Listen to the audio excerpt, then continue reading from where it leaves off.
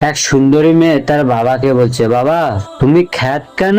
তখন তার বাবা বলল, আমি আবার খ্যাত হলাম কেমন করে? তখন সেই মেয়েটি বলল, বাবা আমার বান্ধবীরা তো সবাই বিনা বোরকাতেই বাইরে বার হয়, আমি কেন পারি না? তখন সেই মেয়েটির বাবা বলল, ঠিক আছে মা, তোমাকে আর বোরকা পরতে হবে না, তুমি বোরকা ছাড়াই আমার জন্য দোকান থেকে একটি খাতা নিয়ে আসো। মেয়েটি রাস্তা দিয়ে যাচ্ছে, হঠাৎ তার পেছন থেকে কিছু ছেলে তার উপরে খারাপ ইশারা করা শুরু করলো।